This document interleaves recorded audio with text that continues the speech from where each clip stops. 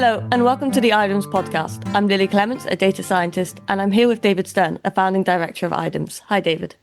Hi, Lily. What are we going to discuss today? I thought today we would discuss CAST and the history of CAST. Computer-assisted statistics textbooks? Yes, it's a really interesting story in different ways. I first, got exposed to CAST it was developed by a lecturer from New Zealand, Doug Sterling. It was a labour of love, a fantastic project. And it really demonstrated to me over a decade ago now, the power of thinking about textbooks differently. This was when I first went to Kenya as a lecturer and started teaching on the Applied Statistics Master's Programme. Quite early on, I started using the CAST textbooks because they were interactive, they had exercises, they were engaging with the students. And one of my students picked them up and started teaching in the Kenyan Institute of Management. And he actually ended up doing his MSc project on looking at the impact on student performance of using CAST exercises and tests as part of the teaching that he and the colleague was doing. Interesting. So how was that studied? Was that studied with an experimental design? How did he look into it? It was really interesting. It was, I suppose, a quasi-experimental design. He had been teaching the course previously, and so he had data from how his students did previously. I see. He then taught the course using CAST and CAST exercises. It's a relatively small class. All but one student engaged with the exercises, and all but one student did significantly better on the exam than his previous students. I just need to check, as a statistician here, how many students were there? Something like 6. It was a really small number in that first year. And he had his colleague who was teaching at the same time. And the one student who didn't engage did similarly to all of her students. Okay. And then she sort of saw these results and said, I want to use that as well. Then the next semester, they both taught using both the exercises, and then we put in place the testing system so that all the students had to engage. And both of their students now did 20% better on average on this centralized exam than other centres across the country, and than their students had done before. And this was about 20 students each. So it was still relatively small samples, but it was a really meaningful difference. And out of interest, those 20 students, did any of them not want to engage with it? They all engaged with it because they had to engage with it, because not only did they have it for the exercises, which were optional, but they actually had it as part of their continuous assessment. And so they actually had this summative assessment part as well. And they then performed 20% better on the centralized final exam, which was nothing to do with this. And so, this was a decade ago now. And this was part of what convinced me of the importance of good formative and summative assessment to enhance learning in these contexts.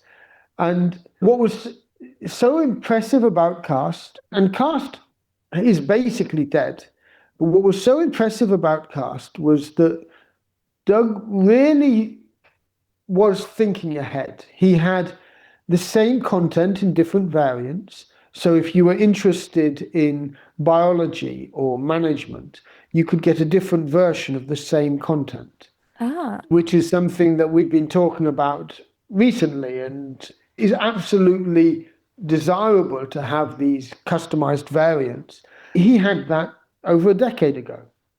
He had this combination of videos, interactives, text-based, multiple views on the same content.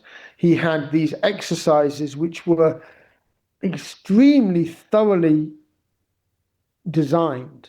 So there were multiple variants, multiple contexts, good randomization. I still feel that we've taken a lot of the ideas from this, but we've not implemented the assessment anywhere near as well as he had done, even though the tools he was using were in many ways ill-adapted. He was just building in Java, and that's why the textbooks aren't so easily accessible now. You can still download them and use them and run them, but they don't run in a browser anymore because of the security issues. But the labor of love that went into actually producing these extremely well thought out textbooks was incredible. And their impact on certain students in contexts that I was aware of on their learning. And he was doing this in New Zealand for many years. But we used it in Kenya in particular, and it totally changed my thinking about what a textbook could look like and should look like. And so a lot of the work that we've got happening now related to textbooks and assessment was inspired by Doug Sterling's work and CAST and what he built, and trying to get to the stage where that approach to building educational resources is just more accessible, that it's not a single individual producing this. He tried to get his books so that others could author, but that wasn't his strength. His strength was to author the books himself, and he authored amazing books. I guess the thing which is relevant to a discussion we were having previously is that he had these questions around estimation that led to this understanding. We've had episodes before where you've mentioned how mean I was to give people these questions to estimate the standard deviation. But this wasn't me, this was Doug, who came up with these questions, who had designed them, and I used them and just saw the power of them. And after having people who had gone through this and who had sort of now got a better understanding, what I realized was that that wasn't enough, because it didn't enable people to actually use the statistics software to analyze data. And so I discussed this with Doug, and he then designed these questions where you'd get the same sort of question that he'd have on an interactive, where you could move things around. But now, instead of getting it in an interactive, you just got the data. You just download the data. And then you'd be asked to analyze it, and you'd be asked to put the feedback back in. You've designed questions like this since. This wasn't my idea, this was Doug's. I challenged Doug to say, I need students to be able to learn the skills of how to actually work with data and be tested on that, and for that to be part of the assignment and the assessment processes. And he designed these questions where you'd download the data, and then he would give feedback based on what the response you put in, which is exactly the sort of questions you've worked quite a lot on designing. Yes, yes. And I believe we have previous podcasts in more detail on these sorts of questions. And really, I want to give credit to Doug for this, because he had a system. I challenged him to say, look, I have students who have this problem. They're learning the concepts, but they're not then gaining the skills of how to actually do this for themselves. We need a further set of exercises to be able to build those skills as well. And this is, I think, the heart of where my learning came about, well, these different types of assessment and what skills you can get. When I think about the understanding that people gain from these estimation questions, this is totally different from standard questions where you'd be following a process. And have you been able to follow the process correctly? Have you been able to calculate this correctly? Can you produce a box plot or whatever the visualization is which corresponds to the data you're seeing? These are all things that he had as well. But these estimation questions were totally different, because they forced you to actually assimilate the concept and apply it in a way which is a higher order skill. Using those, I found I was able to take students further than I could do without those sorts of questions. But it wasn't far enough for them to be useful, because they then needed to learn how to use software to actually analyze data. And to then add the questions to do that was just a revelation. Now, of course, Doug actually created those questions just as I stopped teaching at Maseno. And so, although other people have used them in that way, I've not had that same experience in the lecture hall doing this with students as I had with some of the other questions. But we have seen this be used. James, who's been on a number of different episodes, he's done this with his students, and a number of others have done similar tasks with that. And we've now then brought these ideas into these trainings that you've been co-designing with others, where this has become sort of central to what we do. And the fact that you get the data out is now totally software agnostic. We've had discussions around that as well.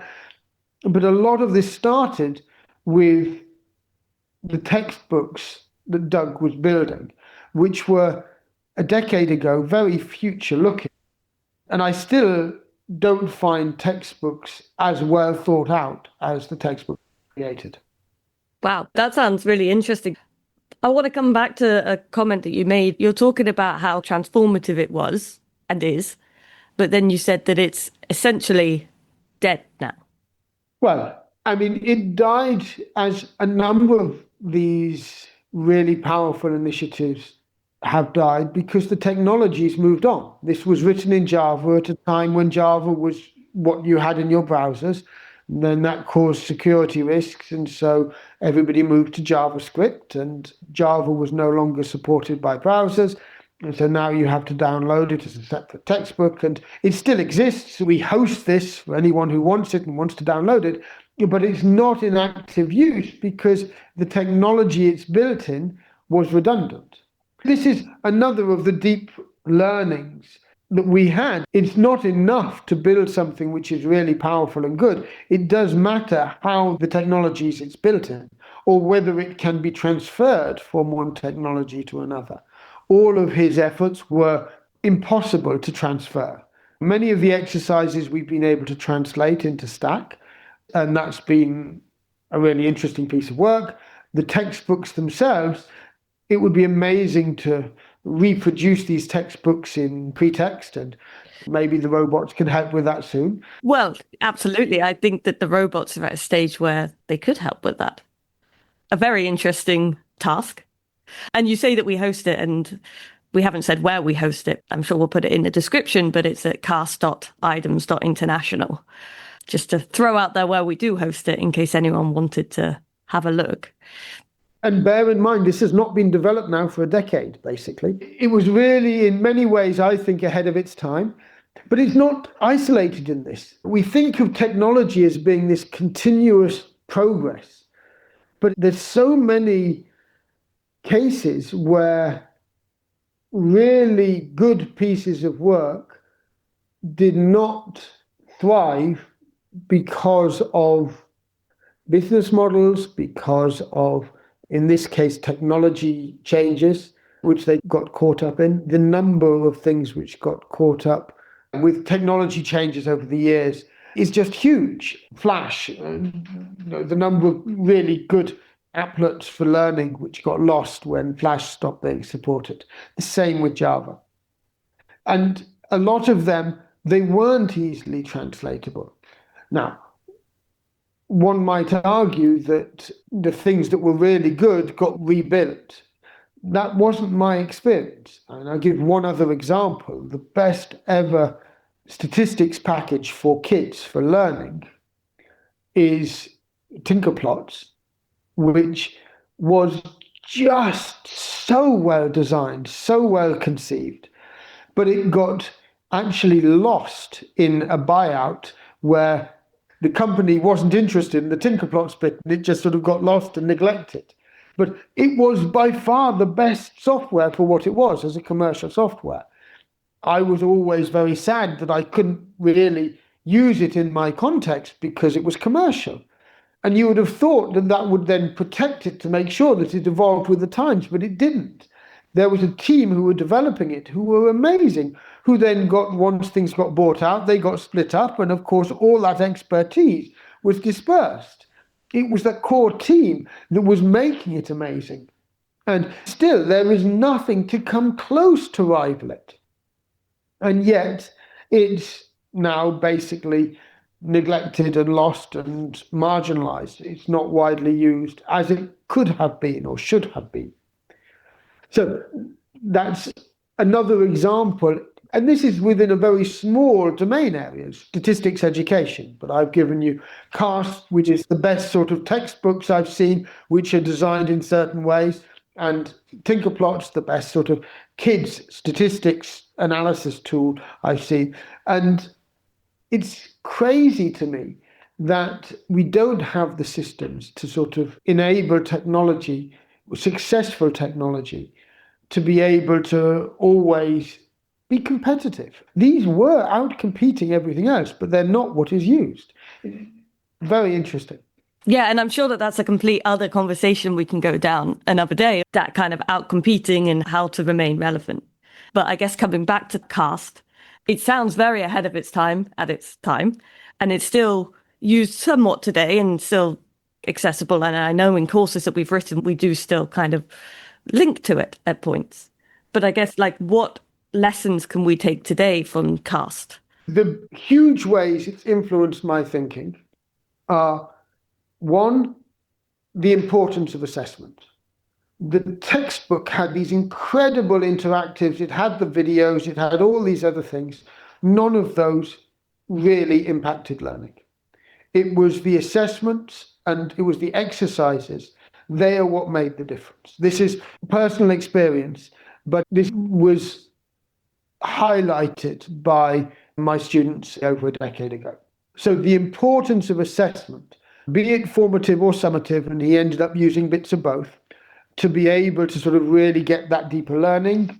So if you're looking at a textbook or if you're looking at developing educational resources, the heart and soul of it is the assessment piece.